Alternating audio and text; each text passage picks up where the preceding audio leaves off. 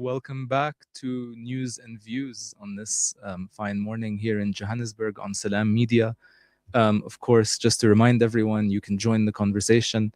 The studio line is 011-680-0355. The WhatsApp is 061-766-0355.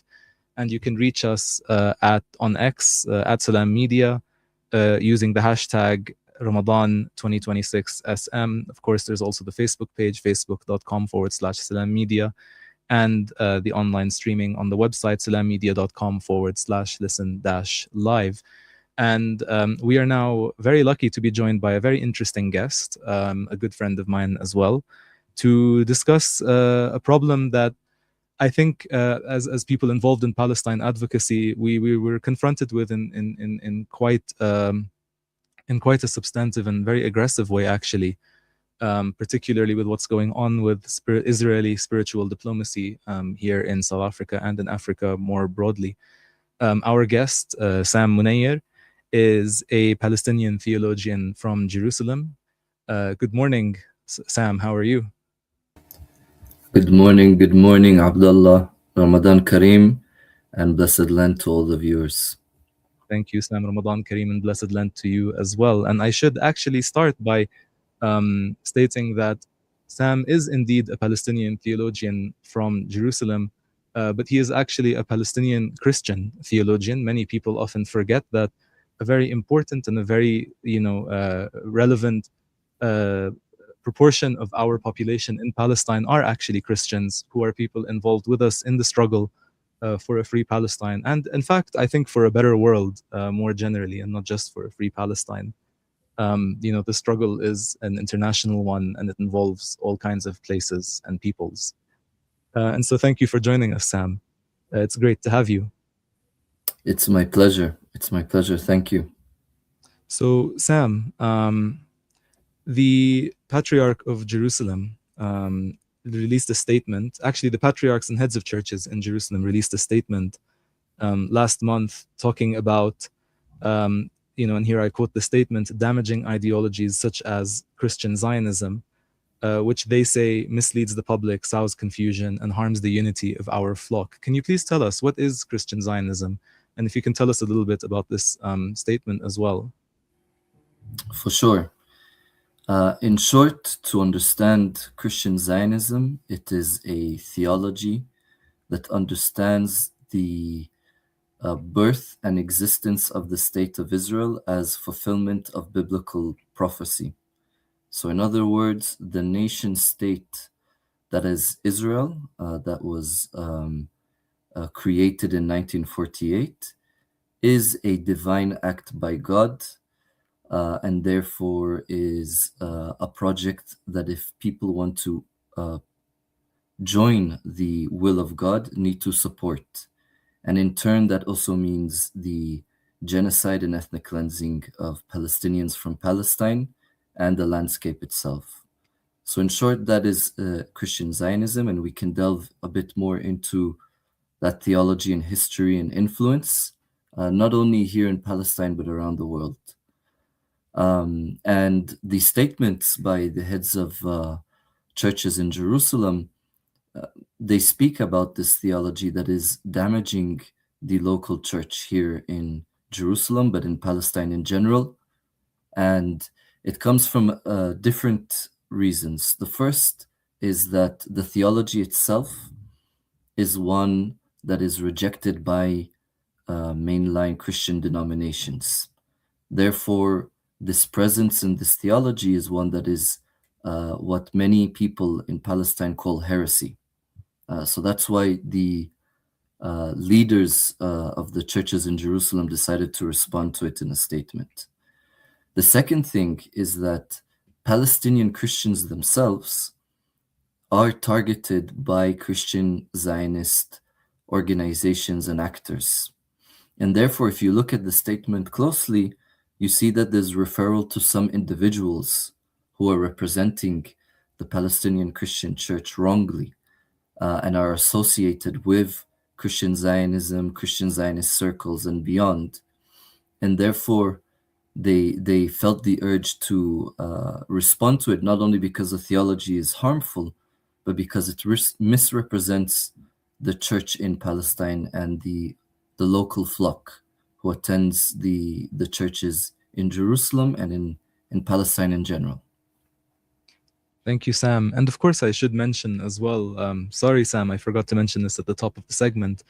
Um, Sam Munayer and his brother John Munayer also are the editors of a really excellent book that actually we were lucky to do the first book launch here in Johannesburg a few months ago, The Cross and the Olive Tree, Cultivating Palestinian Theology Amid Gaza, which of course I would definitely advise people to get their hands on if they're able to.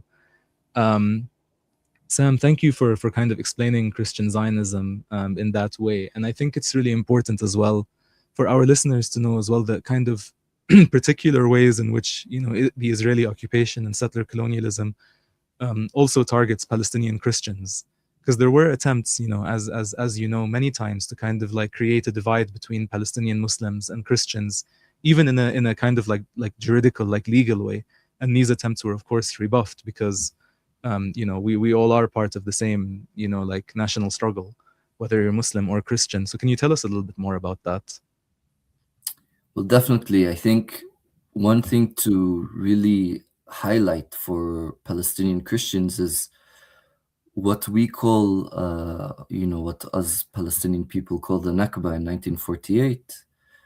We also call the spiritual Nakba because Christian Zionism and its instrumental role in the settler colonial project of Zionism, they weaponized our faith, which is Christianity, sacred scriptures like the Bible, the tradition itself, for our ethnic cleansing. So, what Palestinian Christians experienced in throughout the settler colonial project of Zionism is one of spiritual Nakba, a spiritual catastrophe, not only a physical one. And many Palestinian theologians have articulated this. And what happened with Zionism and this kind of weaponization of the Bible and Christianity is that our identity has been completely erased. So many people around the world are often surprised that there are Palestinian Christians, that Christianity originated from the Mashraq, from Palestine. And therefore, we feel as Palestinian Christians that there's a complete erasure of our identity and our special spirituality that we have towards this land. Now, within this kind of dichotomy that Western forces try to do, which is it's Islam against Judaism, the Judeo-Christian tradition, is that in order to weaponize and in order to target and to amplify that narrative, many Christian Zionists actually target Palestinian Christians, tempting them through money, status, access to power, to say that this reality of settler colonialism is actually one that is originates or it's due to Islam and Islamic phobic narratives.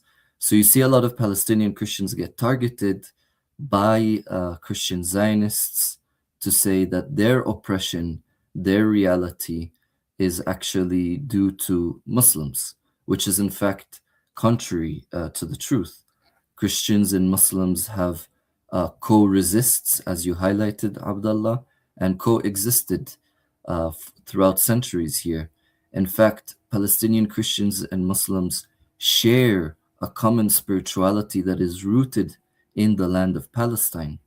So this targeting of Palestinian Christians is not only one that is harmful for our physical presence here, with the shadow of the genocide in Gaza and the ongoing ethnic cleansing in the West Bank, but it's a harm for our own spirituality, our own faith that is rooted in the holy sites in Palestine, is rooted in the land itself, in the landscape of Palestine.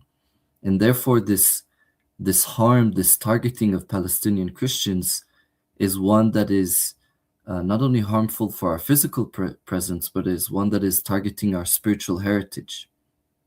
And I want to highlight that this harm is, yes, it is central. It's the center of power is in the West. This is true. We can look at Christian Zionists in the US and in general in Europe.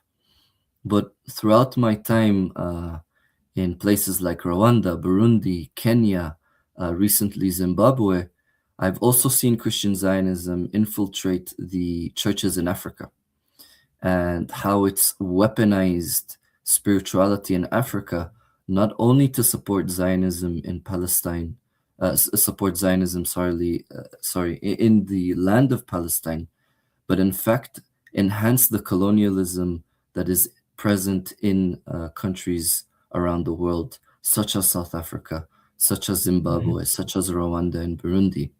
So I really think that it's important for us to be educated about the harms of Christian Zionism in Palestine so we can do some myth busting. But at the same time, I think for liberations everywhere, we need to be aware of how the logic of Christian Zionism is present beyond the borders, from the river Jordan to the Mediterranean Sea. Thank you, Sam. And then just as a final kind of note, and I'm glad that you spoke about as well kind of the presence of or the infiltration of Christian Zionism into Africa. I'm going to give you exactly 90 seconds to tell us, and I should give you more, but unfortunately, this is the reality of trying to do radio. To give us what is your message to Christians in Africa or around the world who are trying to make sense of how they should understand the situation in Palestine, and what are their spiritual or religious kind of responsibilities towards it? So you have 90 seconds, Sam. I'll make it short and sweet. I think it is important to understand that the way we look at our scripture, our theologies, it's oftentimes it's not what we're looking at, it's what we're looking with. And I think the message of the gospel, the message of Jesus, is to struggle with oppressed people, to proclaim liberation. And therefore, that is the hermeneutic, that is the lens in which you need to understand the Bible, the Christian faith, and spirituality more broadly. And that will help you navigate the situation in Palestine. I think for us, Palestinian Christians, we ask of you to stand in solidarity with us in our struggle, as we will also stand in solidarity with you with the different weaponizations of spirituality and religious rhetoric against African people. We ask you to do the same towards Arabs, towards Palestinians. And I think you have an important role. You have an important role to shape my future. I have an important role to shape your future. And therefore, I call on you to listen to Palestinian Christians, to listen to our theology, and to act upon our asks and demands, as many African Christians have done in the past. So that is my goal in asking for you, my spiritual message for you. But also, I really want to ground that be aware of the corruption that is within the African churches, and the corruption that there is in religious and spiritual rhetoric within all churches around the world that leads you to the wrong way. And I pray that this Lent, this season of Lent, season of Ramadan, helps you discern the will of God and discern that the will of God is amongst oppressed people and proclaiming liberation for all people around the world. Thank you so much, Sam. That was beautiful. And hopefully we'll get another chance to speak with you during this Ramadan. We're very grateful for your time, and please give our salams to Jerusalem and to the rest of Palestine as well. Thank you so much. Thank you very much. Thank you. Dear listeners, we will see you again after this short break.